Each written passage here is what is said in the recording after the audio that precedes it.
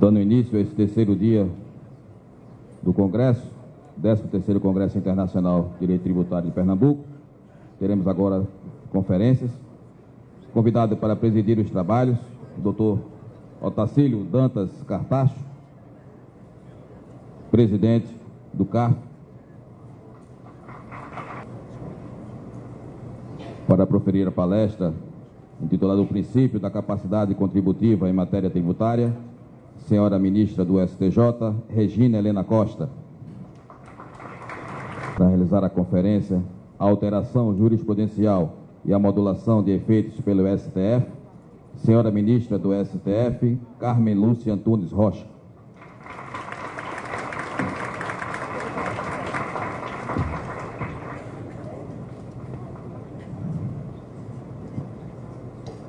Convidado para também compor esta mesa, doutor Everardo Maciel, presidente deste Congresso.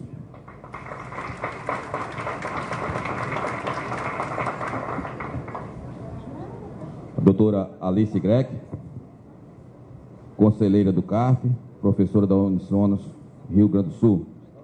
Unicinos.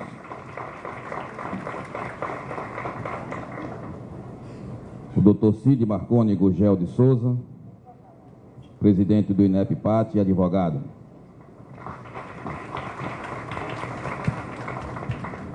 O doutor José Maria Martins Mendes, neste ato representando o presidente do Conselho Federal de Contabilidade.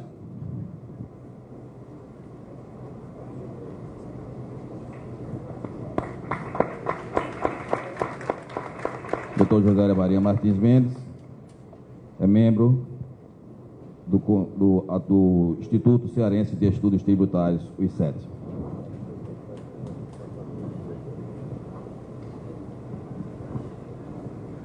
Com a palavra, o doutor Otacílio Dantas Cartacho.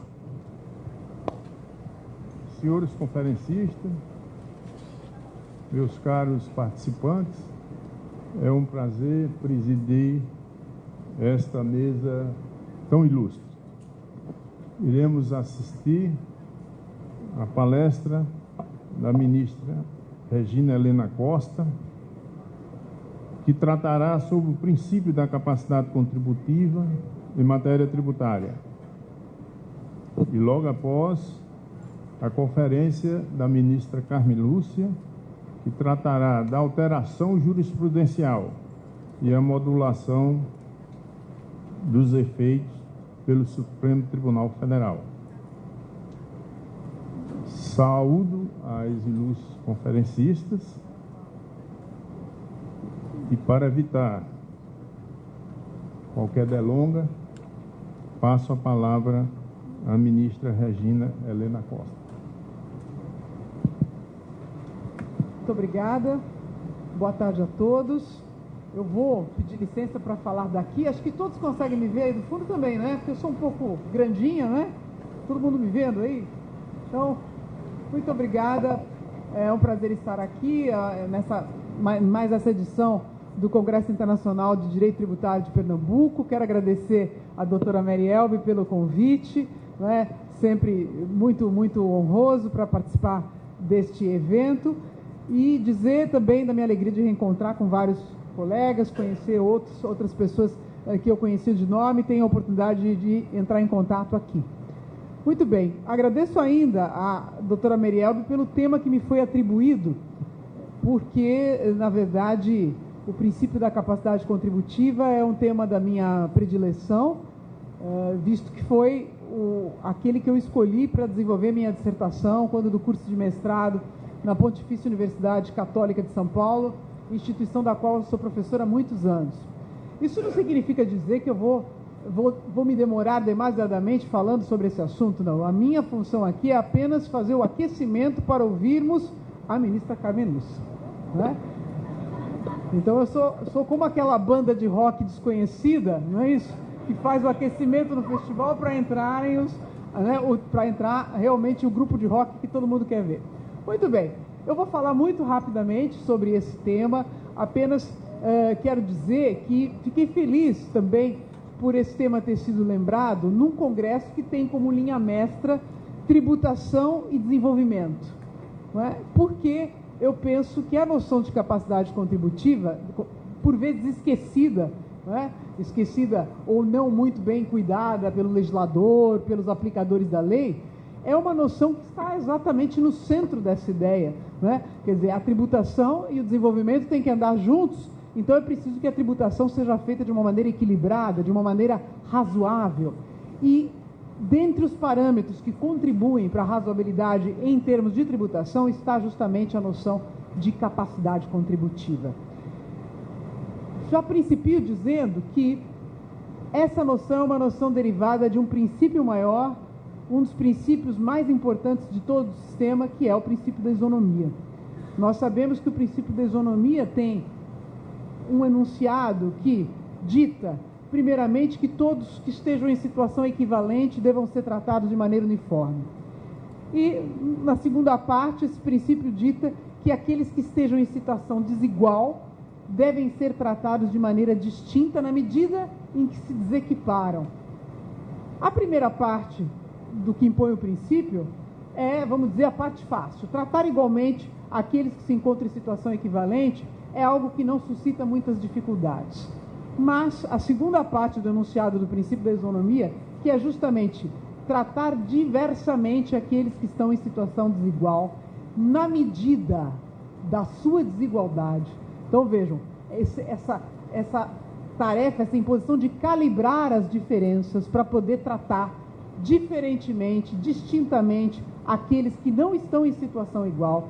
Esse é o grande desafio da implementação da isonomia, não no Brasil, mas no mundo, não só no direito tributário, como em todos os contextos. E é claro que no direito tributário isso também é muito importante, a questão da modulação da carga tributária de acordo com a condição econômica, ou melhor, com a capacidade contributiva daqueles que devem arcar com essa carga. Então, a ideia de isonomia é o centro da noção de capacidade contributiva. Então, nós falamos de igualdade, falamos de discriminação, mas a discriminação que efetiva a igualdade. Ou seja, é preciso discriminar aqueles que são diferentes, tratá-los diversamente, para assim ser possível fazer isonomia. Muito bem. É claro que a isonomia tem múltiplas manifestações no direito tributário. Nós podemos falar, por exemplo, de generalidade da tributação, né, que é a ideia primeira de igualdade no campo tributário. Todos devem pagar tributos e se encontram numa situação que, nos termos da lei, gera a obrigação de arcar com o pagamento do tributo. Então, todos que oferem renda devem pagar imposto de renda, todos que têm propriedade imóvel urbana devem ser contribuintes do IPTU, e assim vai. Então, a ideia de generalidade é a primeira noção de isonomia, e há várias outras.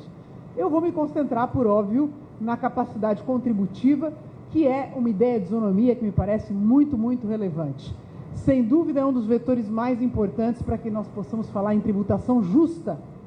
Então, capacidade contributiva, por ser derivação de isonomia, está muito ligada à ideia de justiça na tributação. Bom, antes da gente aprofundar um pouco mais essa ideia, não custa lembrar rapidamente, muito rapidamente, a história desse princípio no direito constitucional brasileiro. Quer dizer, quando ele aparece, qual é a primeira vez em que ele é estampado numa Constituição, o que aconteceu com ele nas Constituições posteriores, o que nós temos hoje. A ideia de capacidade contributiva surge pela primeira vez na Constituição de 46. Todo mundo sabe, todo mundo louva a Constituição de 46 como um modelo de Constituição democrática, como a Constituição que inspirou o próprio texto de 88. Então, em boa parte, muito do que nós temos na Constituição atual foi extraído, né, em termos de modelo, da própria Constituição de 46. Nessa Constituição, pela vez primeira, estampou-se um enunciado no artigo 202, falando justamente que os tributos tinham que ter caráter pessoal e sujeitar-se à graduação, observar a capacidade econômica do contribuinte. Isso não significava dizer, por óbvio, que antes disso não se podia falar em capacidade contributiva. Mas o fato é que até 46 não havia norma expressa sobre isso. Então é claro que nós sabemos que, conquanto existam princípios implícitos, a saber, aqueles que são dedutíveis da conjugação de várias normas, quando o princípio está hospedado numa norma expressa, isso lhe dá uma visibilidade inegável, né? Então, é muito mais fácil apreender uma norma que está expressa ela é muito mais visível, ela aparece muito mais, e com isso é mais facilmente assimilável do que uma norma que somente pode ser extraída mediante um raciocínio, né, uma dedução para se chegar ao seu conteúdo. Então, vejam que antes de 46, portanto, nós não tínhamos norma expressa. A partir de 46, então, o princípio da capacidade contributiva é esculpido no artigo 202. No entanto, essa visibilidade do princípio não teve vida longa. Por quê? Quando, da emenda constitucional 18, número 18, de 1965, portanto, uma emenda à Constituição de 46, essa emenda 18 de 65 veio eliminar a norma que continha o enunciado do princípio da capacidade contributiva nessa acepção subjetiva, vale dizer, na acepção que diz respeito aos sujeitos que devem arcar com o pagamento dos impostos. No caso lá se falava de tributos. Muito bem, então a emenda 18, que fez uma porção de mudanças na Constituição de 46, tirou esse artigo 202 do texto. E vejam só o que aconteceu. Sobreveio logo depois a Constituição de 67, que nada disse a respeito do assunto, silente. A emenda constitucional número 1 de 69, que muitos preferem denominar de Constituição de 69, tal o número de alterações que ela promoveu na Constituição de 67, então ela também é considerada por muitos uma Constituição. Nada disse a respeito disso, e somente em 1988, com a Constituição que temos hoje, é que o princípio da capacidade contributiva voltou a ter uma disciplina, uma normatividade expressa.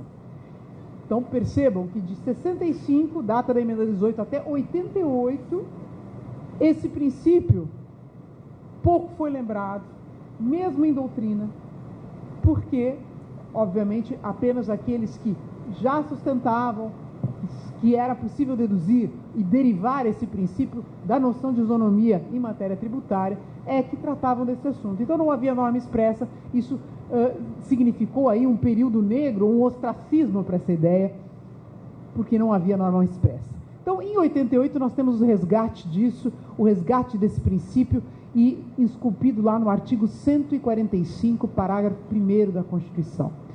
É claro que eu vou comentar mais precisamente essa norma, mas é preciso dizer que a noção de capacidade contributiva não está só nesse parágrafo do artigo 145.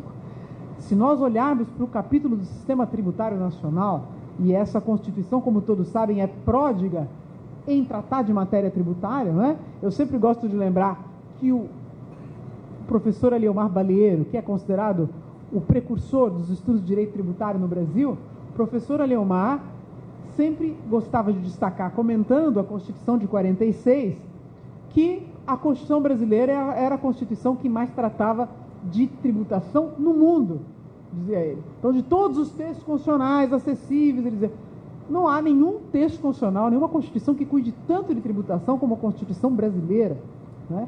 E ele dizia, para impressionar ainda mais o leitor quando fazia essa afirmação, ele dizia, o capítulo do Sistema Tributário Nacional, na Constituição 46, tem, 5.000 vocábulos. Né? O número não é redondo, eu estou arredondando, 5.000 vocábulos. Então alguém ficava impressionado, nossa, mas tudo isso de palavras compõe o capítulo do Sistema Tributário Nacional na Constituição? Será que o professor Aliomar Balieiro contou ele mesmo essas palavras? Aí alguém dizia, não, certamente ele pediu para um estagiário fazê-lo. Enfim, mas é importante essa ideia, essa lição, porque efetivamente nós temos que pensar que o Brasil conta com uma moldura do sistema tributário que não se encontra em nenhum outro país. Essa moldura constitucional a qual jamais podemos nos despregar quando estamos tratando de uma questão tributária. Pois bem, então vejam só, a noção de capacidade contributiva, ela se espraia por todo esse capítulo, não apenas nesse dispositivo, que evidentemente trata de uma faceta desse princípio, que é a sua percepção ou concepção subjetiva, trata de capacidade contributiva, por exemplo, quando prevê as situações fáticas que podem ser alcançadas pela tributação. Não é? Quando trata, para usar uma linguagem ainda mais específica, quando prevê as chamadas regras matrizes de incidência tributária. Então, a Constituição diz quando é que podem em que situações podem ser instituídos os impostos, as taxas, contribuições, contribuição de melhoria, empréstimos compulsórios, enfim. Isso a Constituição já está falando em capacidade contributiva, porque ela está mostrando quais são os fatos de conteúdo econômico que podem ser apreendidos pelo legislador infraconstitucional para criar hipóteses de incidência. Também, quando a Constituição, e essa também é uma contribuição da Constituição de 88, quando ela veda a utilização de tributo com efeito de confisco. Então, essa ideia, que eu vou mencionar daqui a pouco, vou retomar daqui a pouco, também remete à noção de capacidade contributiva. E várias outras coisas, progressividade, por exemplo, técnica da progressividade que a Constituição expressamente estabelece para imposto de renda, para IPTU, e que para outros impostos também pode ser adotada com fundamento no princípio da capacidade contributiva. Então, notem que é uma Constituição muito preocupada com tributação e também muito preocupada com o conceito de capacidade contributiva. Pois bem, então eu vou fazer uma brevíssima análise desse artigo 145, primeiro, para não me alongar demais, brevíssima análise, e que ainda posso dizer a todos que, embora esteja pensando nesse tema há muitos anos mesmo, acho que ainda não extraímos toda a potencialidade desse princípio. Acho que a doutrina ainda não refletiu exaustivamente sobre isso, consequentemente também a jurisprudência. Acho que ainda será possível extrair do conteúdo desse princípio, do teor desse princípio, ainda muitas outras coisas. Eu vou falar daquelas que são conhecidas, daquelas que são mais banais, mais visíveis. Pois bem, permito-me reler esse dispositivo do parágrafo 1º, para que a gente possa situar bem a questão. Ele diz: sempre que possível, os impostos terão caráter pessoal, serão graduados segundo a capacidade econômica do contribuinte, facultado à administração tributária, especialmente para conferir efetividade a esses objetivos, identificar, respeitados os direitos individuais e nos termos da lei, o patrimônio, os rendimentos e as atividades econômicas do contribuinte. Então vejam que é um enunciado, é um parágrafo rico em ideias, rico em comandos, ele está dizendo várias coisas e, portanto, acho que didaticamente seria bom destacá-las. Vamos lá. Primeira ideia que aparece aqui, o tal do sempre que possível os impostos terão caráter pessoal. Então, essa afirmação, essa primeira parte, nos dá conta de que esse princípio da capacidade contributiva, que outra coisa não quer dizer, senão a de que os impostos hão de ser fixados, levando em conta a aptidão econômica daquelas pessoas que os vão pagar.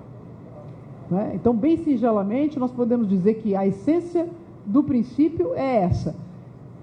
A tributação por via de impostos há de considerar a aptidão econômica dos sujeitos passivos. Vamos generalizar e chamá-los de contribuintes. Então, a primeira parte do enunciado diz: sempre que possível os impostos terão caráter pessoal. Bom, essa cláusula, sempre que possível, já rendeu livros, artigos, monografias, teses. O que eu devo entender por sempre que possível? Será que isso quer dizer sempre que o governo entender possível? Sempre que o Poder Executivo, quando for remeter um projeto de lei para instituir um imposto, quando ele achar que deve, o que quer dizer o sempre que possível? Então, parece que o entendimento adequado, ou o entendimento que mais prestigia a Constituição é: muito bem, o imposto terá que ser personalizado, atendendo às condições subjetivas do contribuinte, toda vez que não for impossível. Ou seja, há que se envidar esforços para personalizar a tributação por via de impostos. A ideia é quase que uma customização, para usar uma linguagem jovem. Então, vamos pensar na customização dos impostos. Quanto mais a legislação tributária puder considerar aspectos subjetivos, condições pessoais, daquele que vai ter que pagar o imposto, melhor. Então, isso significa que a tributação por via de impostos vai ter um recorte personalizado. É claro que, quando nós falamos em personalização dos impostos, que é o primeiro efeito importante da capacidade contributiva, é o primeiro efeito importante desse princípio, quando nós dizemos isso, a ideia é de que isso nos remete imediatamente para o imposto sobre a renda. É claro que o imposto sobre a renda é o mais pessoal de todos os impostos. Ele tem uma estrutura que se ajusta, que se amolda muito bem a esse comando. Portanto, nós temos uma legislação que considera aspectos subjetivos, especialmente quando eu falo em imposto sobre a renda de pessoa física, né? Não que não se possa fazer mais, eu acredito que é possível fazer-se mais, considerar mais aspectos subjetivos, mas hoje todo mundo sabe, são considerados aspectos como o número de dependentes, como despesas com instrução, como despesas médicas e outros encargos. Então, isso é uma forma de personalizar o imposto, né? Então, cada contribuinte, dependendo da sua situação pessoal, vai ter aí uma disciplina específica ou vai ter uma modulação da carga de imposto personalizada. Muito bem, então a personalização é algo que a capacidade contributiva impõe, né? Basicamente porque ela quer que, o princípio quer que quem tenha mais pague mais imposto, quem tenha menos pague menos imposto, e quem não tenha o suficiente não paga imposto. Então, a ideia, portanto, é personalizar para poder tributar de maneira justa. Muito bem. Além disso, vejam, se eu prosseguir, vem uma outra cláusula que diz: os impostos serão graduados segundo a capacidade econômica do contribuinte.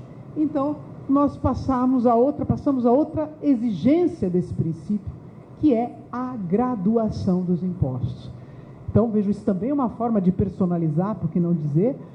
Graduar os impostos significa imprimir uma tributação diferenciada de acordo com a expressão econômica dessa capacidade, dessa aptidão.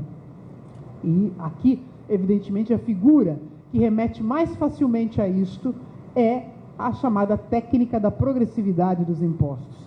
Alguns preferem dizer que se trata de um princípio, outros preferem, como eu, afirmar que se trata de uma técnica. Mas o fato é que a progressividade significa alíquotas maiores na medida em que aumenta a base de cálculo. Então, quanto maior a expressão econômica, a base econômica a ser tributada, maior deve ser a alíquota sobre ela incidente. Essencialmente, essa é a ideia de progressividade. Pois bem, isso também, a meu ver, e no entendimento de boa parte da doutrina, é consequência, é um ditame, é uma exigência da noção de capacidade contributiva. Claro que quem tem mais rendimentos vai pagar imposto de renda sobre a vista de uma alíquota mais expressiva, mais forte. Quem tem menos rendimentos vai sujeitar esses rendimentos, vai ver sujeitados esses rendimentos a uma alíquota menor. E assim por diante. Isso também pode ser feito com outros impostos, né? Com o IPTU, pode ser feito e com outros ainda. Então, a progressividade também é uma ideia que decorre, que encontra amparo na própria noção de capacidade contributiva. E essa história de graduação, obviamente, impõe dois limites. Um limite mínimo e um limite máximo. Ou seja, é preciso entender que a tributação não vai poder alcançar aqueles que não têm mínima capacidade contributiva, que não têm, vamos dizer, o piso, né, para poder ter a sua capacidade econômica alcançada. E é essa noção que a doutrina do direito tributário chama de mínimo vital, ou mínimo fisiológico, mínimo de sobrevivência. Significa dizer aquela quantidade de riqueza, né, riqueza no sentido, né, mínima capacidade econômica, que tão pequena que revela a impossibilidade de aquele sujeito custear a sua vida, né, poder viver com dignidade, a sua família e ainda contribuir para as despesas do Estado. Então, evidentemente que quando essa situação se revela, o Estado, então, abre mão de tributar aquela pessoa, aquele sujeito que não tem condição mínima de contribuir para as despesas do Estado. Essa é uma questão interessante, porque esse mínimo quem vai dizer é o legislador, e o legislador, por vezes, coloca um mínimo que não parece consentâneo com a realidade, não é? O mínimo hoje na legislação do imposto de renda é muito inferior àquilo que seria necessário para alguém, pensando em pessoa física, não é? Para alguém poder viver dignamente, poder sustentar a si e a sua família, as despesas todas que são necessárias e ainda ter condições de arcar com as despesas, com o custeio do Estado, da máquina estatal. Então, hoje essa fixação é muito pequena, é muito baixa, mas enfim, isso é algo que se pode discutir mais adiante. Também há um máximo que a tributação pode alcançar por meio dessa graduação. Até que patamar as alíquotas na progressividade podem chegar? Também é uma discussão interessante. Por quê? Porque existe um limite evidente, que é a vedação ao confisco. Então, a progressividade não pode chegar a ponto de absorver substancialmente ou totalmente a propriedade privada, né? Até porque o confisco mata a fonte geradora da tributação, né? O fisco não pode pensar em matar o contribuinte, porque se ele matar o contribuinte, nesse sentido, né, se ele subtrair substancialmente ou totalmente a fonte geradora da riqueza, evidentemente que esse sujeito não vai ter mais como contribuir no futuro.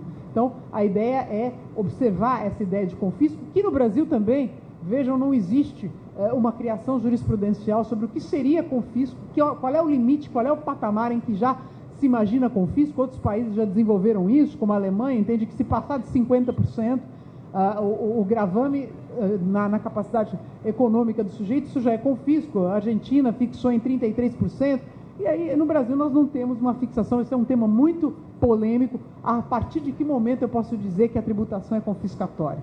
Então vejam que isso também é uma consequência, um desdobramento das exigências do princípio da capacidade contributiva, é o respeito ao direito de propriedade e esse limite máximo também, que é não poder conduzir ao confisco. A Constituição de 88, como eu disse há pouco, até expressou este efeito quando fala lá no inciso 4, é vedada a utilização de tributo com efeito de confisco. Mesmo que ali não estivesse escrito, eu poderia concluir o mesmo, porque o princípio da capacidade contributiva gera essa consequência. Vejam só, e caminhando, porque eu já falei muito, caminhando para a última cláusula desse parágrafo 1º, que, como vocês viram, diz assim: facultado a administração tributária, especialmente para conferir efetividade a esses objetivos, né, objetivos o quê? De apurar a capacidade econômica do contribuinte, identificar, respeitados os direitos individuais e nos termos da lei, o patrimônio, os rendimentos e as atividades econômicas do contribuinte. Notem que esta é uma cláusula didática. Se ela não estivesse aí, alguém diria, não iria mudar nada, porque, obviamente, que é preciso identificar o patrimônio, as atividades econômicas do contribuinte, os rendimentos, para que a tributação seja modulada de maneira justa. Então, não é porque está escrito aqui que é preciso ser feito. Já estava escrito na legislação infraconstitucional. No entanto, penso que seja possível tirar uma ilação dessa afirmação, e isso foi alguma coisa que eu mais recentemente cheguei à conclusão, que é a inviabilidade de a legislação tributária valer-se de presunções absolutas ou de ficções para justamente fixar regras de incidência. Então percebam, é preciso que a administração tributária efetivamente tenha ciência da verdade, da realidade material, o verdadeiro patrimônio do sujeito, os seus reais rendimentos, suas atividades econômicas, né? E que o legislador não lance mão de presunções absolutas, então aquelas que não permitem o afastamento, a prova para poder afastar, ou ficções, né? Que é uma técnica de praticidade mais forte ainda, sem que seja possível, portanto, ao contribuinte demonstrar o contrário. Então, quando está dito aqui facultado a administração tributária, não entendo que isso é uma discricionariedade, não é uma competência discricionária. A administração tributária tem o poder, dever de fazê-lo, para justamente criar uma tributação adequada, uma tributação razoável. Pois bem, eu vou encerrar dizendo que o princípio da capacidade contributiva, por seu status constitucional, é uma matéria com a qual o Supremo Tribunal Federal se depara com frequência, já que cabe à Corte exercer o controle de constitucionalidade por excelência, mas dizer também que o Superior Tribunal de Justiça, a Corte que eu tenho a honra de integrar há tão pouco tempo, né, já um mês, né, completando um mês, pouco mais de um mês no Superior Tribunal de Justiça, o STJ também tem tido a oportunidade de enfrentar questões e de aplicar o princípio da capacidade contributiva. Apenas algumas teses que todos vão se lembrar, que foram julgadas nos últimos anos e pela primeira sessão, que é a sessão do tribunal que congrega as turmas que cuidam de direito público. Então, nós tivemos a questão da não incidência do imposto sobre a renda nas verbas rescisórias, né? Plano de emissão voluntária, foram milhares de recursos e se baseou, dentre outros fundamentos, no princípio da capacidade contributiva. Tivemos ainda aquela questão no direito previdenciário, quando benefícios eram pagos acumuladamente, devem se lembrar, de Então, o INSS a Receita fazia incidir a alíquota mais alta, porque se acumulavam benefícios de valor baixo, mas como eles eram pagos de uma vez só, então acabava submetendo o valor total à alíquota mais alta, quando na verdade se fosse pago à época em que eram devidos, teriam sujeitados à alíquota mais baixa, por exemplo. Então, capacidade contributiva, progressividade foram fundamentos também. E por fim, até uma tese também que poderia parecer, puxa, mas como é que isso ensejou a discussão? Mas ensejou. E também o STJ reafirmou a noção de capacidade contributiva, foi para reconhecer que as verbas pagas em decorrência de desapropriação de bens são verbas de natureza indenizatória, claro, e, portanto, as indenizações, por serem indenizações e não constituírem acréscimo patrimonial, elas não se sujeitam ao imposto sobre a renda. Então, também aqui não se pode criar capacidade contributiva ficta e real, né? Portanto, nessas três teses, o STJ recentemente teve a oportunidade de aplicar o princípio. Eu agradeço a todos a imensa atenção com que me ouviram e, portanto, espero ter, de alguma maneira, resgatado um pouquinho da lição sobre o princípio da capacidade contributiva. Muito obrigado.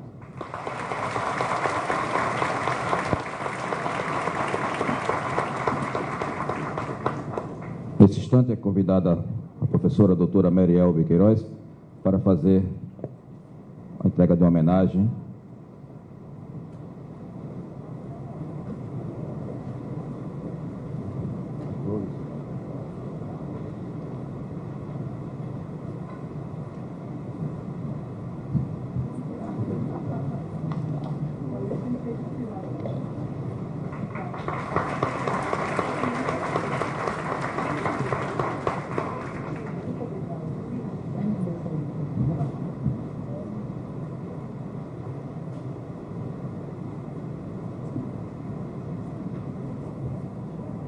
Professora doutora Merielbe Queiroz também vai prestar homenagem à ministra Carmen Lúcia. Na realidade, é uma homenagem surpresa, porque o nome da ministra é Discrição e Simplicidade. Aí disseram, não diga para a ministra isso, senão ela vai fugir. Aí, para não fugir, nós não dizemos que ia fazer a homenagem, mas é um orgulho. E essa mesa, então, para nós mulheres, é motivo de grande orgulho. 2 ministras de tribunais superiores e a presidente do TSE hoje são mulheres. Isso prova que, a duras penas, nós estamos conseguindo conquistar espaços. E o IPET e o SEAT, diante da presença da ministra Carmen Lúcia, decidiu fazer uma singela homenagem no sentido de exatamente ressaltar esse papel da presença da mulher nos tribunais superiores. A ministra Carmen Lúcia nasceu em Montes Claros, por acaso, nas Minas Gerais. Ouvimos dizer que o povo de Espinosa, cidade também das Minas Gerais, não gosta que a imprensa diga que a ministra Carmen Lúcia nasceu em Montes Claros. Na sua biografia, eles escrevem que ela é espinosense, nascida em um hospital de Montes Claros. Carmen Lúcia é filha de seu Florival Rocha e de dona Nésia Antunes Rocha. Todos os dias a ministra visita a cidade de Espinosa às 7 da manhã, quando telefona religiosamente para o seu querido pai, com quem troca ideias e se energiza para seus dias de trabalho sempre intensos. Soubemos certa vez que seu Florival estava no quarto adoentado quando entrou um ladrão em casa. A grande preocupação de Carmen era que o pai não fosse acordado, já que ele convalescia de uma rara ocasião em que sua saúde de ferro vacilou. A ministra, claro, fez de tudo para deixar o ladrão tranquilo e para que o episódio se encerrasse de forma o mais rápido possível. Isso até então que ela viu na bolsa do larápio que ele queria levar a sua Constituição anotada de anos e anos de estudo no livrinho. Aí o tempo fechou com o ladrão. Para a sorte de todos nós, o gatuno percebeu que aquela disputa ele não ganharia nada, cedeu e a ministra conseguiu de volta a sua valiosa relíquia. Carmen é assim, rígida, atenta, sensível. Na verdade, seu nome é simplicidade. Todo mundo a quem eu perguntei e fomos tentar fazer em confidência sobre a vida dela, só sabia dizer, Carmen é muito simples. Hoje mesmo pude constatar, quando fui buscar lá no aeroporto, lá vinha ela com a malinha dela rápida. Ministro, não, minha filha, espera aí, eu vou ali no TRE que eu tenho que trabalhar. Então, é essa a nossa ministra homenageada. Porém, sua têmpera é de aço, inflexível na defesa de princípios, em especial os valores que a Constituição delega à cidadania. Porém, tudo fica suspenso diante de obras de arte. A ministra adora obras de arte. Essa preocupação que ela tem com a responsabilidade, acredita, herdou de seu pai. Em casa só não podia existir 3 coisas: mentir, roubar e ter preguiça. Soube ser discreta. Ao ser sondada para o cargo de ministra, não contou nada a ninguém. Nem acreditava que a coisa fosse adiante. Mas ao sair da reunião com o presidente da República, a primeira ligação foi para o pai, que ralhou imediatamente: você ainda está em Brasília? E sua aula em Belo Horizonte? Do pai viera o gosto pelo trabalho e pelo teatro, além da racionalidade para lidar com fatos mesmo difíceis. Já a mãe, senhora experiente de vida, dizia que, por ser mulher, teria que ser mais ativa. E aí disse: as filhas teriam que trabalhar mais para chegar ao mesmo lugar que os homens. E assim aconteceu. Um dia, quando o Carmen era criança, logo depois de o pai chegar em casa com um carro novo, o menino das redondezas riscou toda a lateral com um prego. As mães e os filhos se indignaram, enquanto o pai tranquilamente lia jornal. Você não diz nada? Queixou-se a mulher ao marido. Ao que ele respondeu tranquilamente: ele tem o prego e eu o carro.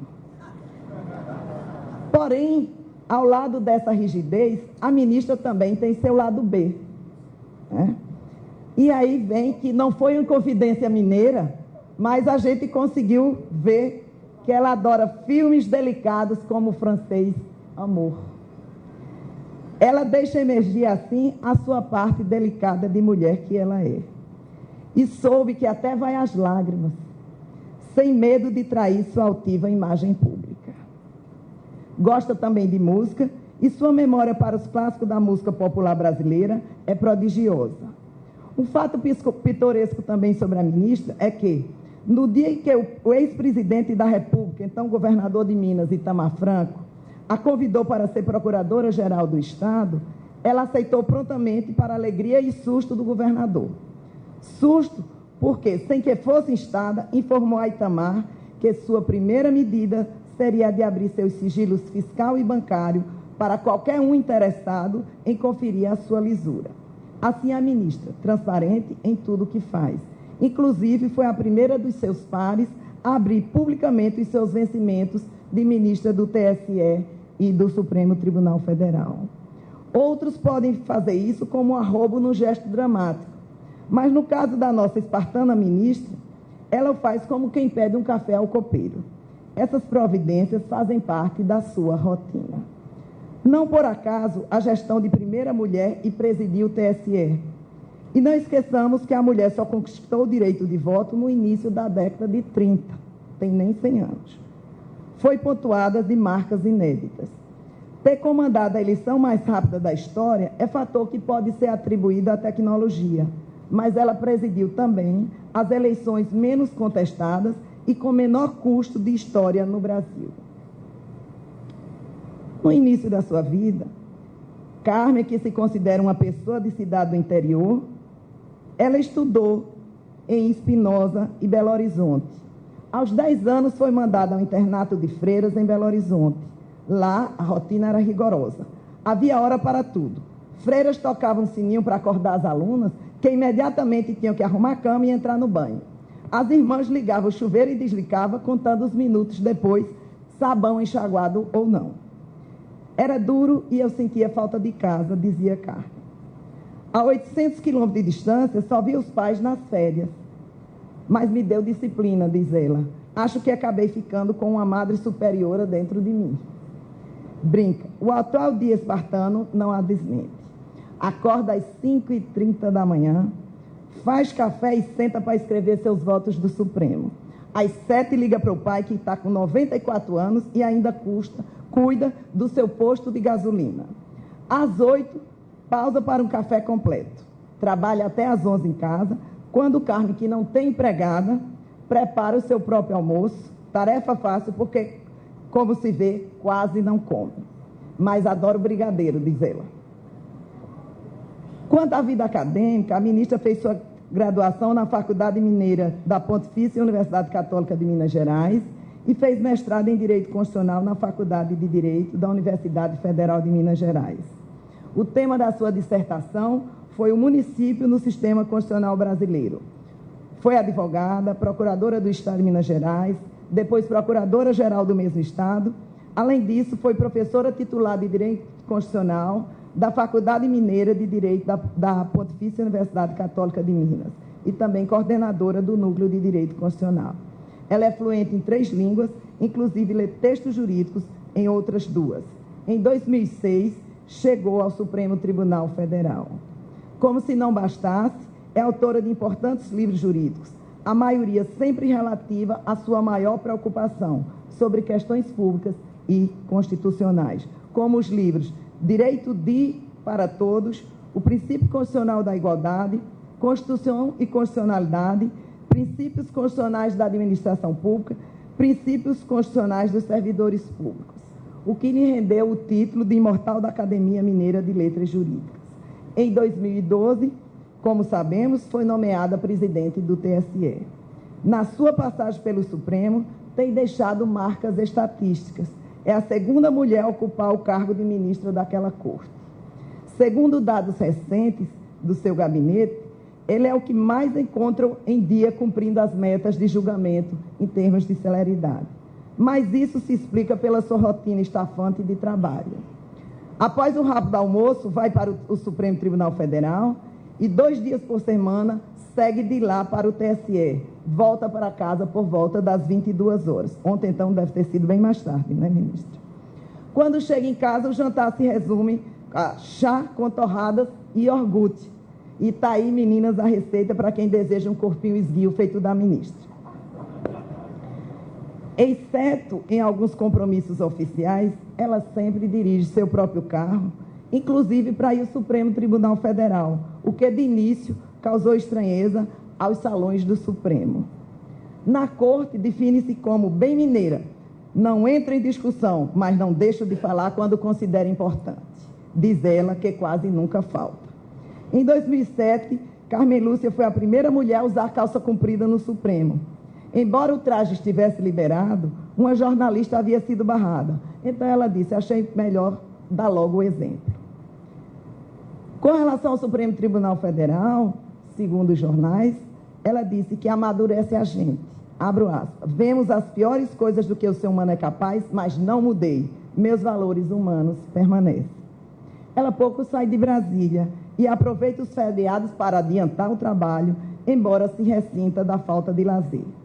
Mas, segundo ela, apesar de tudo, tenho profissão muito racional, mas tenho certeza do afeto, o que conta na vida. E quando indagada numa entrevista de como ela equilibra o afeto e a lei nas suas decisões, ela respondeu, abro aspas, juiz só interpreta, não tem legitimidade para criar direito que não existe. O povo entrega ao legislador essa tarefa. Para ela, o que muda de um juiz para outro é a sua visão de mundo. Tem de ter compaixão, mas o direito é uma barreira racional à emoção. Gostaria de ser julgada por um juiz assim, diz ela. A ministra tem dado inúmeros votos sobre questões políticas e eleitorais e em 2011 decidiu monocraticamente que a Receita Federal do Brasil não pode acessar informações bancárias sem autorização da Justiça. Mas quando ela tem tempo, gosta de se dedicar à leitura. Há 5 livros para quais sempre volta. Fio da Navalha, Romanceiro da Inconfidência, de Cecília Meirelles, A Divina Comédia, Crime e Castigo, Grande Sertão Veredas. Esses todos, ela cada vez volta a reler. Mas seus escritores preferidos mesmo são os mineiros, Guimarães Rosa e Drummond de Andrade. E é de Drummond de Andrade um verso que pensamos retratar bem essa alma mineira interiorana da ministra Carmen Lúcia. Confidência de um itabirano. Alguns anos vivi em Itabira, principalmente nasci em Itabira. Por isso sou triste e orgulhoso e de ferro. 90% de ferro nas calçadas e 80% de ferro no coração. E este alinhamento do que na vida é porosidade de comunicação. Ministra, gostaria de convidar todos uma salva de palmas em sua homenagem, mulher forte e guerreira.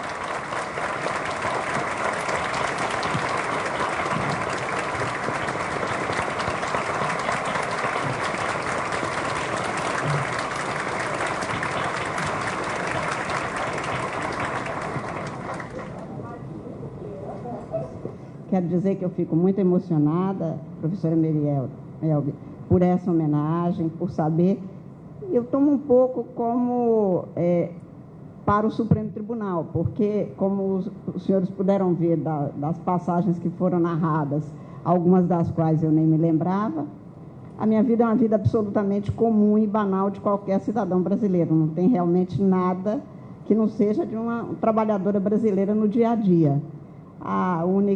O único diferencial é que, atualmente, eu exerço um cargo cujos efeitos, cujas consequências atingem muitos mais brasileiros e, por isso mesmo, o fardo da minha responsabilidade é muito maior e eu tenho perfeitamente consciência disso e procuro todos os dias, acho que todo brasileiro pode ter certeza disso, devo errar, porém, tento sempre acertar exatamente porque sei que eu posso ser a julgada, a jurisdicionada no outro dia, e eu me comporto tentando ser o que eu queria que um juiz fosse comigo.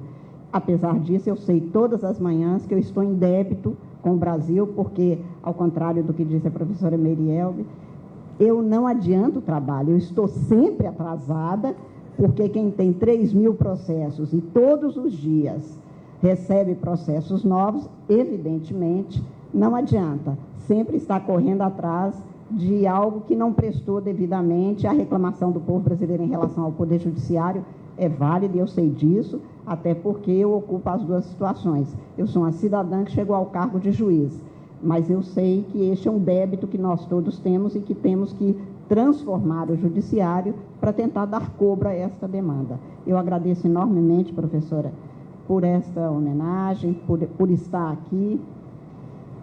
E cumprimento cada um dos membros da mesa, quero que cada um se sinta cumprimentado, não podendo fazer isso, vou fazer na pessoa do meu grande amigo e professor, Everardo Maciel, que é um grande brasileiro e que é um norte para todos nós que queremos nos comportar com a coisa pública de maneira proba, correta e dedicada, como ele tem sido o tempo todo, quer no exercício de cargos, quer até na sua atividade particular, voltando para a função pública, que é o papel de todo mundo que atua com efeitos para a sociedade.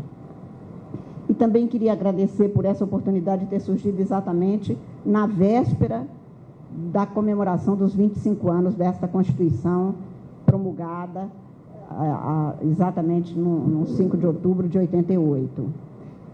Eu lembro disso hoje porque um quarto de século, metade da minha vida, um pouco menos, mas 25 anos na vida de um Estado, de um povo, não é muito, mas para o Brasil foi demais. Eu fiz prova de Direito Constitucional em 77 com o Congresso Nacional fechado. Me tornei professora de Direito Constitucional com os alunos podendo falar o que quisessem, como quisessem, normalmente muito diferente do que tinha sido quando eu era estudante. E só isso já seria suficiente para ver a grande mudança do Brasil nesses 25 anos. Estamos reunidos numa tarde de sexta-feira, na véspera do aniversário de um quarto de século dessa Constituição, discutindo tributação, Constituição, exatamente numa demonstração de que isso não era sequer pensável, digo há 50, digo há 30 anos atrás, só para ficar num recuo menor. Me lembro que quando comecei a frequentar os congressos de Direito Constitucional, os dois primeiros conferencistas em matéria tributária que eu ouvi, o primeiro conferencista que eu ouvi em Direito Tributário foi o ministro Aguiomar Balieiro, que a professora Regina já citou, e que tinha publicado um livro sobre o Supremo Tribunal Federal, Esse Outro Desconhecido. Quando hoje eu entro nos meus táxis, os taxistas falam comigo do jeito que falam. Sábado passado, indo para o Mercado Central em Belo Horizonte, me falou: Carminha, você estava precisando de te encontrar, porque, olha, aquele voto seu não foi bom. O Brasil é outro. O Brasil, eu escuto cada coisa sobre a Constituição e é do brasileiro. Há quem não goste. Há quem não goste definitivamente e dizem. E até eu não sou das que mais gostam de TV Justiça, como está pelo menos. Mas essa é uma realidade que vem no fluxo de outras grandes mudanças. É apenas um sintoma das grandes mudanças que essa Constituição propiciou. Eu me lembro que quando eu era estudante, a Constituição era algo completamente... só servia para o estudante de Direito, só era conhecida do estudante de Direito. Assim mesmo, a Faculdade de Direito, ainda hoje, tem 5 anos de Direito Civil. Tinha 1 ou 2 semestres de Direito Constitucional, o que era explicado desde a ditadura do Vargas, que inclusive tirou uma parte do Direito Constitucional para transformar em teoria do Estado, porque o Direito Constitucional é que garante que pelo menos um núcleo, que é dos estudantes de Direito e depois dos advogados, juízes, saibam da Constituição. Não se sabia o que era a Constituição, o brasileiro não falava sobre isso. Eu fico vendo a grande mudança que é hoje. Mesmo quando não está na Constituição, as pessoas falam. E é fato que a Regina falou, quando sofremos o assalto, papai e eu, em que o rapaz, ela esqueceu de falar, que ele levou tudo de dentro de casa. Na hora que eu vi ele saindo, realmente, eu falei assim, olha, tem esse livrinho aí. Ele falou assim, isso aqui pode ficar. Isso aqui não me interessa. Eu falei, claro que não. Se interessasse, eu não estava na sua profissão. Mas como ele me tratou muito bem, não podia falar nada. De todo jeito, o Brasil mudou e mudou muito. Eu me lembro que há uns 3 anos atrás, o Supremo deu uma decisão, da qual eu fui vencida, que não permitia que a execução das penas se desse não após o trânsito em julgado. E isso virou uma grande polêmica, porque atinge todo brasileiro no que se refere à segurança individual, segurança de cada um. E essa foi a decisão do plenário. O Supremo, na hora que ele decide, o Supremo decidiu. E era um sábado de carnaval. Belo Horizonte não tem carnaval. Não tem gente na rua no carnaval. Estava chovendo. Chuva também, em geral, já esvazia a cidade. Agora, chuva sábado de carnaval em Belo Horizonte, só tinha eu, provavelmente, na rua, que a duras penas consegui um táxi. Na hora que eu entrei, o taxista estava escutando um programa da Rádio Itatiaia, uma rádio popular muito ouvida, sobre a decisão do Supremo da quinta-feira. E eles estavam arrasando o Supremo, né? Que era um absurdo, esses irresponsáveis, não sabem o que fazem. E o motorista batia no volante e falava assim, é isso mesmo, este país tem que mudar. Eu não ia achar outro táxi, não tinha muita coisa. Ele estava na direção, eu no banco de trás. Até que uma hora eu falei, não, eu acho que eu vou reagir. Esse moço, também não é assim. Lá no Supremo, tem gente até boa que nada, dona. Sabe que dia que esse país vai mudar? O dia que matar uns ministros supremos. Eu ainda tentei salvar a pele. Não, lá inclusive há umas mulheres. Ele falou, e aquele é lugar de mulher por acaso? Você é mulher, dona, que devia estar em casa, cuidando das coisas. Mulher boa, virou para mim e disse, é igual a senhora, que está aqui indo para o mercado, cuidando do seu marido, cuidando das suas coisas. E é por isso que eu digo que a melhor coisa do mundo é homem e homem brasileiro, devo dizer. Nós, mulheres, gostamos muito de ser mulher, queremos igualdade, mas com os nossos rapazes, porque cá para nós, quando você acha que já escutou tudo, homem brasileiro inventa uma novidade para te agradar. Realmente, hoje as pessoas falam de Constituição, falam de direitos, falam do Supremo, falam mal do Supremo, faz parte. Muitas vezes não é agradável, muitas vezes podem falar coisas que nos desagradam e trazem grandes dissabores. Eu acho que eu aprendi nos últimos anos, com todo o sofrimento, que para mim é isso mesmo, tem uma carga grande de sofrimento neste cargo, por causa disso, de não dar conta, de nunca ir dormir sabendo que acabou o que precisava de ter feito, não acaba. Eu sou um ser humano por temperamento, muito preocupada, mas eu fico vendo que mudou, e que mudou para melhor, porque quando as pessoas falam dos seus direitos e das suas vidas e expõem, tal como exposto, eu vejo que valeu a pena seguir nesses 25 anos. Valeu a pena quando nós Lutamos por uma anistia ampla, geral e restrita. Não veio, choramos, no dia seguinte voltamos para as ruas. Pedimos eleições diretas. Não veio, no dia seguinte choramos, continuamos a lutar. Lutamos por Tancredo já. Tancredo faz a gentileza de morrer na véspera, né, em alguma coisa que parecia filme de Almodóvar. Choramos, fomos para as ruas, voltamos para pedir Constituinte já. E a Constituinte deu a Constituição. Não foi a Constituinte exclusiva que a gente pedia, mas deu isso.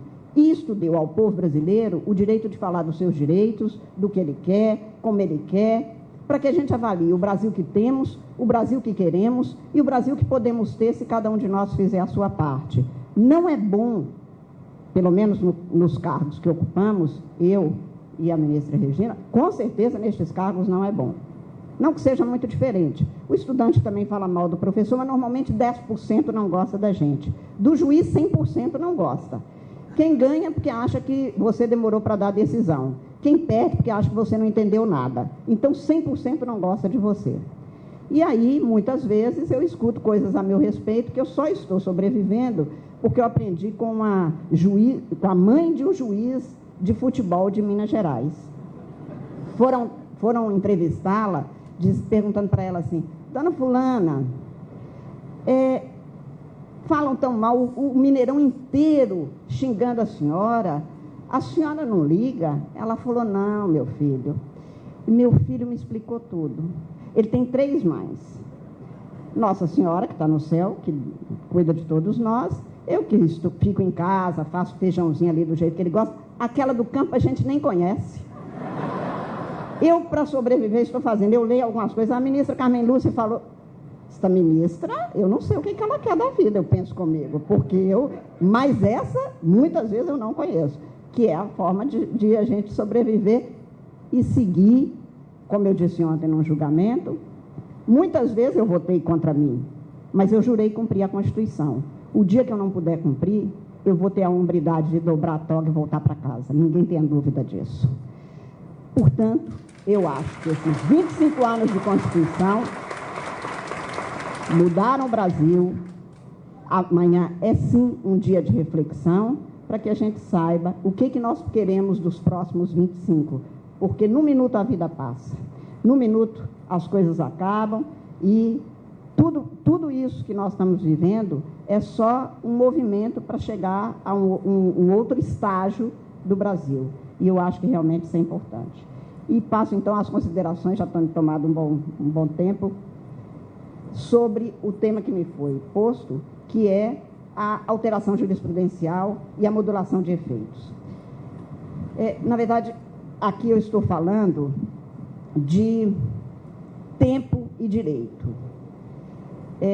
O tempo e o direito, o tempo no direito, o tempo do direito tem uma enorme importância para fazer cortes e recortes e nos dar uma fixação do que estamos vivendo.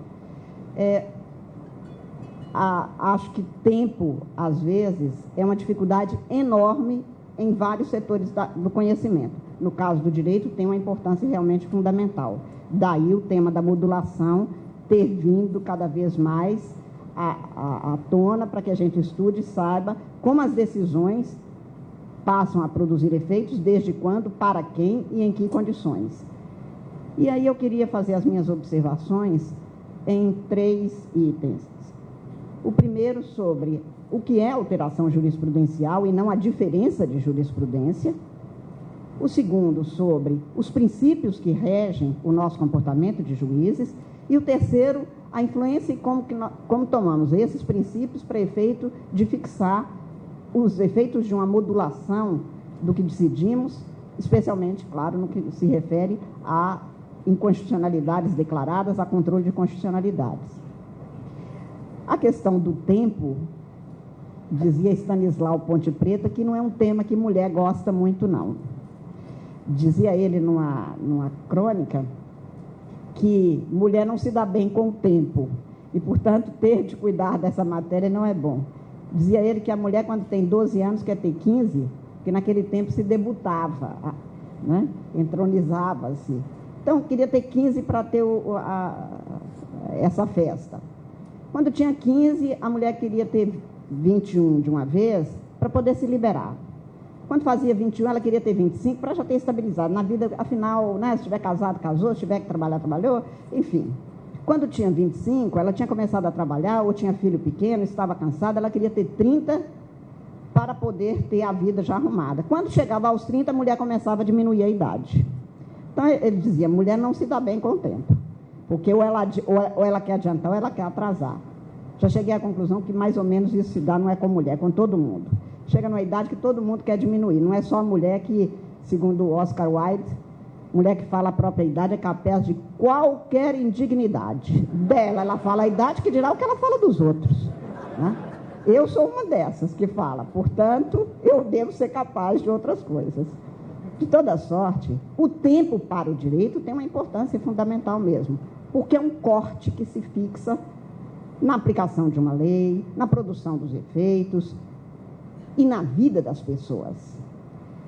E, por isso mesmo, é que nós lidamos com a jurisprudência cada vez mais, levando em consideração este fator tempo, especialmente quando a gente tem como certo que o tempo de tramitação de um processo não é o tempo que, às vezes, a sociedade quer e espera. Isto é mais posto de uma maneira mais clara em alguns temas sensíveis do que outros, mas, de toda sorte, em geral, o direito tem esse recorte que precisa de dar. E se o tempo, a organização do tempo é do ser humano, é uma forma de agir do ser humano, nem se diga relativamente ao direito, porque aqui nós fixamos qual é o tempo para cada coisa. Há um tempo, não bíblico, mas há um tempo para cada ato que precisa de ser feito, é preciso esperar, e a gente sabe que, às vezes, até de forma agoniada, a pessoa quer que o juiz ultrapasse fases, ou seja, ganhe tempo na terminologia da parte, o que não pode ser feito, porque há um tempo de maturação que, nesses tempos voláteis que nós vivemos, em que já não se tem mais dia e noite, nem hora para nada, fica cada vez mais difícil de se aceitar no direito. Eu ainda sou de ter um método na vida para que, na hora de almoçar, almoce. Se você desliga seu carro para pôr o combustível, senão ele explode, por que na hora que você se assenta para almoçar, você não tem um tempo certo para desligar e o seu combustível entrar sem você estar explodindo? Não.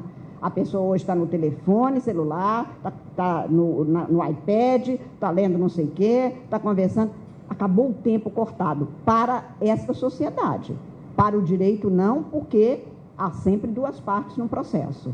Então, é preciso dar o tempo de cada coisa, sim, e para nós isso tem um regramento que não pode ser alterado. Nessa questão, portanto, do tempo, nós temos que pensar como é que se forma a jurisprudência, que não é uma decisão, como atualmente se diz.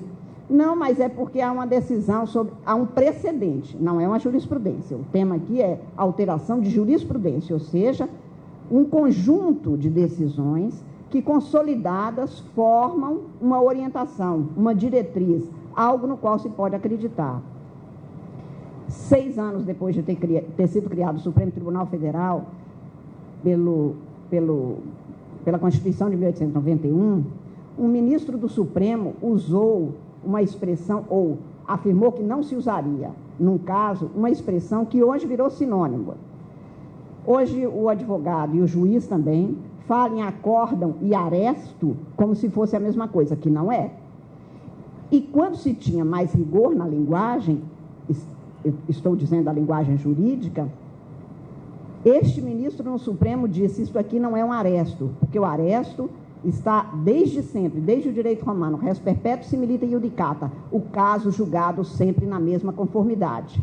E ele dizia: com 6 anos de existência do Supremo Tribunal Federal, não há aresto, porque não houve tempo para se consolidar uma decisão numa diretriz única. Hoje, acórdão e aresto, até os juízes usam como se fosse sinônimo. Não é, porque um acórdão só é um precedente, mas não é uma jurisprudência. Digo isso porque, como o tema é alteração jurisprudencial, a alteração da jurisprudência supõe uma jurisprudência. Então, eu encontro, com muita frequência, na matéria tributária, O advogado dizendo assim, mas isso não foi pago, eu falei para a empresa não pagar, que havia uma jurisprudência. Quantas decisões? Não, tinha uma, me parece que de 1992 e também o Superior Tribunal tem uma, isso não é jurisprudência. O senhor não pagou, o senhor não quis, o senhor discutiu e assumiu o risco, que é normal. Assumir risco não significa que é assumir as consequências também. Então, é preciso saber que a jurisprudência se consolida a partir da sedimentação de uma orientação que se reafirma em muitos julgados. Aí é que eu tenho uma vertente jurisprudencial na qual eu posso acreditar. E que vem se firmando a partir da reiteração de casos iguais. Agora, no caso de repercussão geral, eu fico vendo a dificuldade da comunidade jurídica aceitar que nem sempre o caso é o mesmo. Não, mas eu tenho um argumento completamente diferente. A matéria é a mesma. Na objetivação dos julgados do Supremo, leva-se em consideração todos os argumentos possíveis. Por isso se tem admitido até o amicus curiae, exatamente para virem novos fundamentos, para que sejam orientados. Agora, decidido, uma hora tem que acabar. Não é possível continuar sempre imaginando que um dado novo, periférico, possa ser algo completamente diferenciado. Nem se pode considerar, por outro lado, que haver precedentes que às vezes são tomados por analogia, firme uma jurisprudência cuja alteração vai criar problemas. E digo isso apenas para o que vou dizer sobre o princípio da segurança jurídica na sequência. Este é o primeiro dado, portanto, que para haver alteração jurisprudencial é preciso que tenha uma jurisprudência. Quando se altera uma jurisprudência, é do ministro pertence um celebérrimo voto no qual ele afirmava, e nós cansamos de citar, quando alterar a jurisprudência, o Supremo tem que, no plenário, dizer que está alterando. Não pode mudar e depois, algo que vinha sendo observado de um jeito, podemos mudar, devemos mudar. Porque a vida muda, porque as coisas mudam, porque o direito muda, porque a sociedade muda e porque o direito não é estático. Imagine uma Constituição de 1789, como é a norte-americana, o texto é o mesmo, a Constituição é outra. Mudou a jurisprudência. E é a jurisprudência, na sua mudança, que faz com que a norma não morra, com que a norma não envelheça, com que a sociedade resolva viver sem a norma, porque a norma não tem mais nada a ver com ela. A jurisprudência é que dá vida e atualidade à norma jurídica, principalmente à norma constitucional, porque aí não precisa de ser mudada a cada minuto, é preciso reinterpretá-la. E por isso é que a Constituição, cada movimento que se faz na sua interpretação, leva em consideração a palavra de acordo não com o tema, o significado mais sofisticado, mais erudito. Pelo contrário, a Constituição há de ser interpretada tomando-se o vocábulo na sua acepção mais popular, como dizia já o Carlos Maximiliano, porque a Constituição é a lei do povo, logo eu tenho que saber exatamente a que serve ela para o povo. Isso se faz por meio da jurisprudência, que vai mudando. Essa sedimentação jurisprudencial vale, primeiro, para que se tenha perfeita ciência de como atua o judiciário, de qual é a interpretação que prevalece, para dar um certo conforto à sociedade. A Hannah Arendt dizia que na insegurança do ser humano pela vida, a vida é sempre uma insegurança muito grande, a gente tem os medos normais da vida, medo da morte, medo da doença, medo do dia de amanhã, medo de não saber onde está, e que o que dá conforto é a ilusão que nós vamos construindo, tornando concreta ao nosso redor, de que as coisas não vão mudar ao nosso redor. Eu vou mudar, mas eu tenho segurança para pensar no dia de amanhã, naquilo que é, como diria o doutor Everardo Maciel, controlável. O que não for controlável, esquece. Ele cansa de me dizer isso todo dia para ver se eu lembro e começo a aceitar, porque acho que ele acha que eu sou uma mulher muito descontrolada. Deve ser essa a razão dele todo dia me lembrar isso. De toda sorte, é isso mesmo. A ideia de segurança é o que nos dá algum conforto. Eu Precisei de viver um bom tempo para aprender por que as pessoas queriam sempre manter e realizar o sonho da casa própria. É que até o bicho tem toca. Tem que saber para onde que ele corre na hora da chuva, na hora do temporal. Por que eu, que não sou nenhum leão, nem um rei dos animais, não vou correr, não vou querer saber para onde que eu vou correr na hora da minha dificuldade, na hora do temporal na minha vida? É claro que eu vou. Essa necessidade de que as coisas tenham uma certa segurança nos dá condição de viver com um certo conforto quanto às inseguranças próprias da vida. A jurisprudência vem neste mesmo fluxo de permitir que, com todas as inseguranças, eu sei quais são os direitos, como eu vivo, como devo viver e o que eu posso esperar do outro, que é o meu parceiro na sociedade. Então, a jurisprudência, quando é alterada, tem que ser comunicada, tem que ser clara e tem que ter, inclusive, a explicação da mudança. Não é mudança eventual de composição de tribunais que pode levar a mudanças jurisprudenciais, porque aí seria voluntarismo de juiz. Para se firmar teve uma razão, uma motivação expressa, para se alterar também tem, e é preciso respeitar isso. Isto tudo para dizer que quando se altera, provoca efeitos, porque estávamos habituados a uma determinada jurisprudência. Por isso é que se cogita cada vez mais de modular os efeitos quando nós declaramos inconstitucional uma norma que vinha sendo observada há 15 anos e vem o Supremo agora e diz assim, essa norma inconstitucional não vale. Como nosso direito se construiu desde o Rui Barbosa sob o influxo de que norma inconstitucional é não norma, é não lei, não vale, porque é nula, porque ela tem um vício, ela tem uma doença na origem, portanto ela já nasceu morta, os efeitos dela também seriam todas botadas abaixo. Mas como ela faz efeito sobre a vida das pessoas, eu preciso de pensar para as pessoas, porque o direito existe para as pessoas, não são as pessoas que existem para o direito. Daí a necessidade dessa modulação nesta orientação do direito brasileiro, que é exatamente de que norma inconstitucional é norma nula. Eu passo ao segundo item para dizer que alguns princípios constitucionais nos regem, a nós juízes constitucionais muito mais, mas a sociedade como um todo. Primeiro, o princípio da segurança jurídica, que agora alguns falam assim, não, mas o Supremo fala de segurança jurídica e não explica muito bem o que é. Em cada caso concreto, eu preciso de conjugar que havia uma certeza que me dava segurança de que o direito era esse interpretado desse jeito e aplicado desse jeito. Isso realiza o princípio da segurança jurídica. No caso de matéria tributária, outro dia eu dizia num voto que eu aprendi na escola sempre que deveria prevalecer, cansei de ver o Geraldo Ataliba falando, que era o princípio da não surpresa. Já eu, que não tenho compromisso porque não sou tributarista, digo que para mim, como juíza constitucional, eu me basto como brasileira no princípio do não susto tributário. Porque aqui a gente pode morrer de susto, de tédio, jamais em matéria tributária. Todos os dias há grandes novidades, até mesmo da parte nossa do Poder Judiciário. Então, este susto é que faz com que a gente não saiba mais como é que eu vou viver, o que eu vou ter amanhã, como é que... Quer dizer, fosse pouco não ter previsão do futuro e considerado, como lembrou a professora Merielbe, que eu sou roseana, no sentido de ser adepta do Guimarães Rosa, para quem viver é muito perigoso, se o futuro já é algo que causa impacto, que causa as inseguranças, no Brasil a gente não tem certeza nem do passado.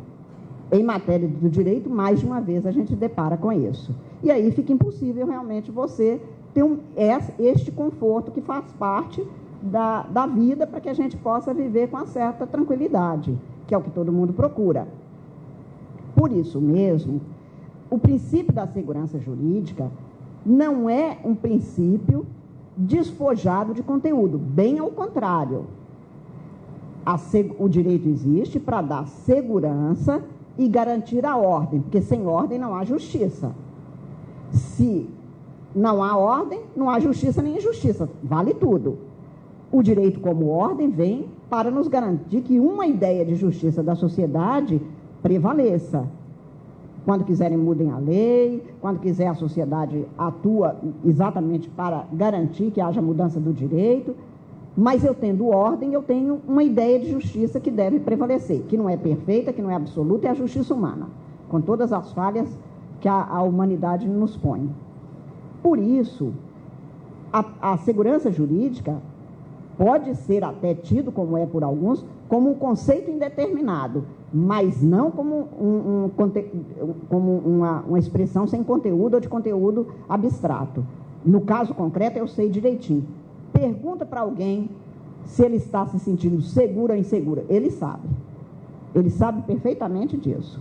O direito vem para propiciar isso. Então, é pelo princípio da segurança jurídica que, às vezes, é preciso que os efeitos de uma decisão se modulem no tempo para se aplicar daqui para frente, mesmo considerando que nós declaramos inconstitucional uma determinada norma. Mas aí é preciso que se conjugue este princípio com outros. Primeiro, o princípio da boa-fé, ou o princípio da confiança. Se a pessoa já atua, e, por exemplo, em matéria de direito administrativo não é incomum que se consiga, às vésperas de uma eleição, na porta de uma Assembleia Legislativa, que os deputados façam uma lei de aumento de determinada categoria de servidores. Rigorosamente, fragorosamente, exemplarmente, modelarmente inconstitucional. Porque a iniciativa não pode ser nunca... Aí é um vício formal sobre a qual nada há a dizer. Faça essa lei. E até que seja questionada e julgada essa ação, houve até o pagamento. Foi de boa fé? Quem imaginou, por acaso, que isso podia acontecer? Que se podia romper com a Constituição? Isso acontece às pencas. Nomeia-se, como aconteceu num Estado brasileiro, há 3 anos atrás, 35 mil servidores sem concurso público para cargos de provimento efetivo. Quem é que imagina que quem entrou nesse cargo não tinha noção que ele precisava de um concurso? Modular o quê? Segurança em quê? Boa-fé de quem? Até porque, muitas vezes, vamos e convenhamos, ou como dizia uma pessoa que trabalhava comigo, vamos e voltemos. Vamos e voltemos. Ninguém imagina que muitos privilégios inconstitucionais são obtidos por pessoas que conseguem ter acesso a determinados legisladores. Porque senão não passaria tanta inconstitucionalidade. O Supremo já está na ação direta de constitucionalidade número 5.000 e pouco. Não é possível imaginar que tudo seja de boa-fé. É preciso que se leve em consideração quando o Supremo modula os efeitos de uma decisão de constitucionalidade num caso e não modula em outro. É porque, no caso concreto, se demonstrou que, naquele caso, não havia respeito, não havia o que respeitar, porque não havia boa-fé. E depois, é preciso se considerar o princípio mais vezes repetido, já que já fez referência à ministra Regina, que é o princípio da igualdade. Porque como o maior problema no Brasil é a desigualdade, o Constituinte mais vezes repetiu o princípio da isonomia, o princípio da igualdade. Ora, se alguém paga o tributo, alguém questionou até não sei quando, sendo que não havia uma jurisprudência naquele sentido. Eu já contei para o professor Everardo, o meu pai odeia anistia fiscal. Odeia. Como a professora Merielbe disse, ele tem um posto de gasolina e ele diz assim, como eu trabalho desde 12 anos de idade, desde sempre, eu passei a vida pagando imposto. Eu pago no dia porque eu não quero nem multa, eu prefiro pagar mais imposto para ninguém achar que eu deixei de pagar, que eu não honrei meus compromissos. Aí vinha uma anistia. Ele tinha a maior raiva na hora que isso acontecia, porque não havia nada que o levasse a imaginar que ele não deveria pagar. E aí, a igualdade, neste caso, está em modular, a desigualdade está em modular os efeitos. Então, é preciso que a gente tenha claro que, quando se modula, se cogita de que houve alteração jurisprudencial, ou seja, acreditava-se numa orientação porque os tribunais brasileiros, os juízes brasileiros, tinham interpretado e aplicado a norma num sentido. Quando se altera e surpreende, o princípio da não surpresa impõe que nós questionemos se esses efeitos são daqui para frente ou se vão retroagir. Mas quando não há uma jurisprudência assentada, quando não há nada a embasar, a dar segurança, e quando era apenas o exercício legítimo de discutir, e é legítimo esse direito, com os riscos próprios. Porque você leva uma tese nova, acha que pode mudar, eventualmente não se muda. E aí chegar depois de 10, 12 anos, como nós tivemos há 2 anos atrás, 2011, no Supremo, e se dizia assim, mas a União perdia todas. Perdia, mas continuava questionando, até que chegou ao Supremo, e o Supremo disse, não, a norma é constitucional, não há o que modular. Não há o que modular. O tempo foi um tempo usado legitimamente pelo cidadão para questionar, e a jurisdição é direito. Mas os efeitos também. Então, você que se preocupasse com isso. Então, nós temos estes princípios a nortear o juiz constitucional para que, quando houver alteração jurisprudencial, se module. Isso vale não em matéria tributária só. Em direito administrativo, estamos lidando com isso todo dia. Não foi feito o concurso. 12 mil pessoas estão nessa situação. Não havia concurso feito. Agora eu tenho servidores que já morreram, servidores que já se aposentaram.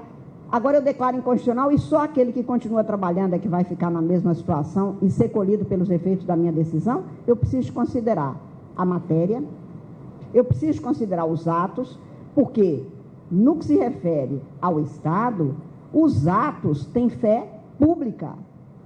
Portanto, se aquele servidor, mesmo contratado quando deveria ter sido nomeado em virtude do concurso, praticou um ato, o terceiro não pode sofrer as consequências disso. Dizia o Seabra Fagundes, a decisão que não modula efeitos, às vezes, causa mais estragos na sociedade do que a que modula. É exatamente isso que nós consideramos.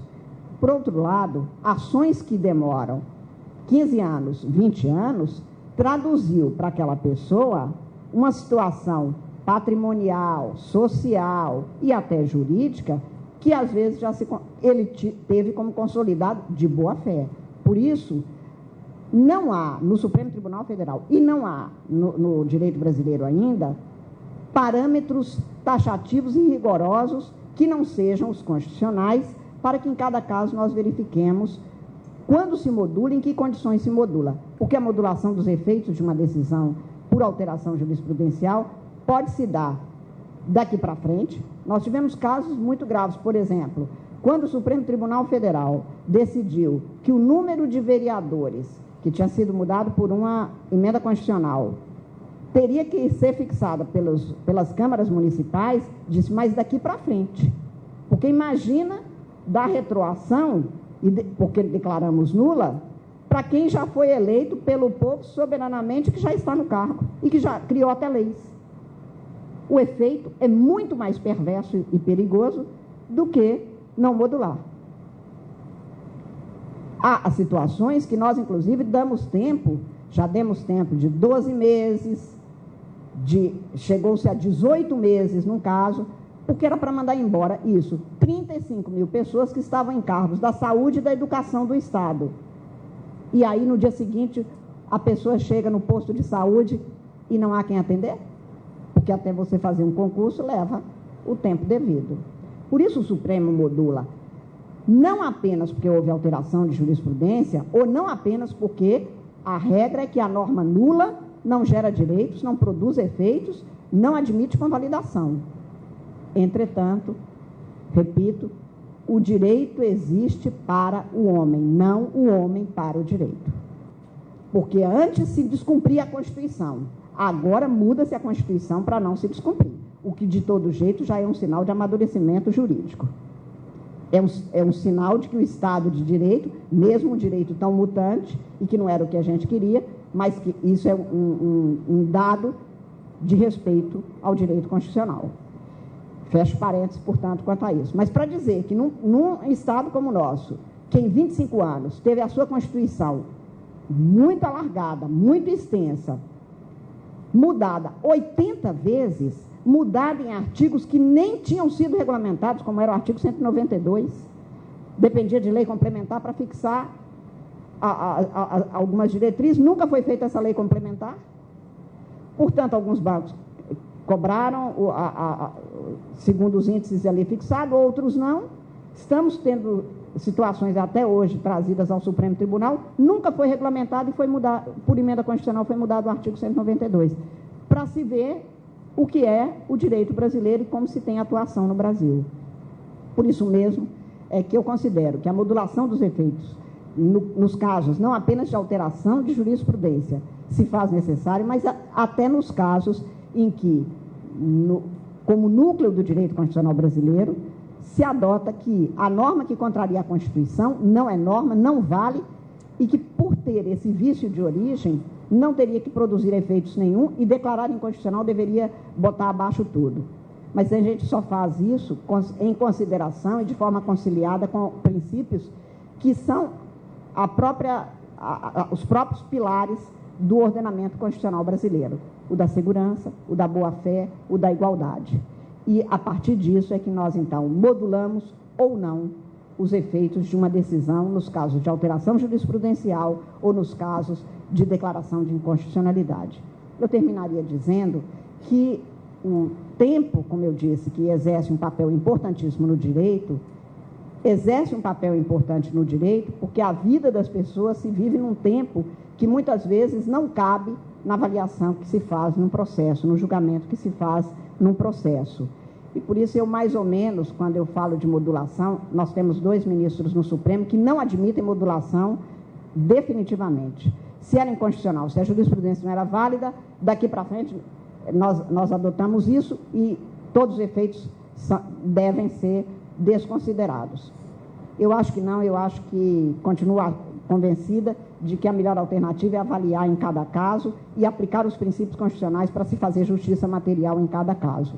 Mas eu terminaria dizendo que muitas vezes eu me lembro de uma música do Caetano Veloso, onde ele, falando do tempo, ele propõe ao tempo fazer faça um acordo contigo. Eu acho que, às vezes, no direito, nós, juízes constitucionais, temos de fazer mesmo um acordo com o tempo para que o cidadão se sinta não apenas seguro do direito, mas principalmente seguro da jurisdição.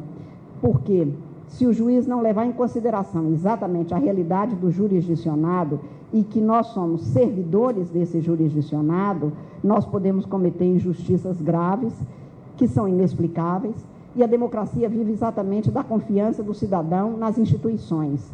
Sem ela, e eu vou repetir o que dizia Hannah Arendt, que toda sociedade tem um momento em que ela se vê diante de uma bifurcação.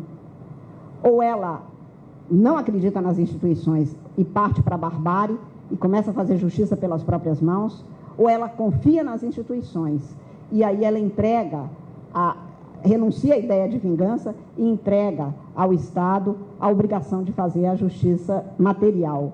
Se nós não acreditarmos no Brasil e nós não acreditarmos nas instituições, nós podemos entrar nessa bifurcação e o resultado, como eu sempre digo, estamos no mesmo barco, será ruim para todos nós.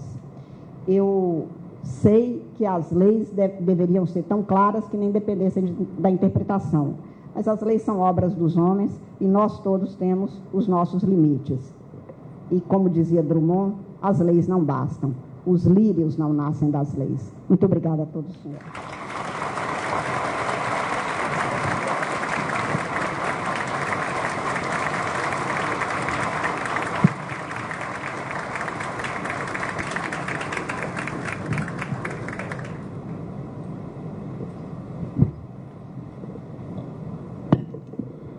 Mais uma vez, anunciada a palavra, doutor Otacílio Dantas Cartacho, para as suas considerações finais.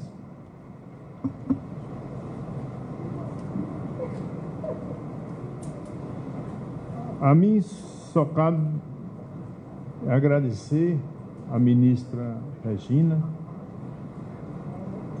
Costa, sua bela palestra aqui ministrada, e à ministra Carmen Lúcia, por essa brilhante conferência que tivemos o privilégio de ouvir. De sorte que, em sinal de unanimidade, e reconhecendo o seu saber, as suas ponderações, seu profundo senso de compreensão de justiça, encerro minhas palavras pedindo mais uma salva de palmas para ambas as conferencistas.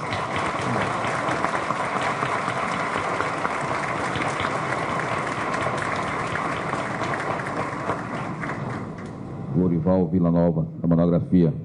E já anunciamos que em seguida a entrega do prêmio faremos os sorteios tanto dos créditos da FOCO, como temos 4 livros para serem sorteados e 5 joias do design ecológico. Portanto, pedimos a gentileza de permanecer em seus locais para que possamos efetuar em seguida esse sorteio.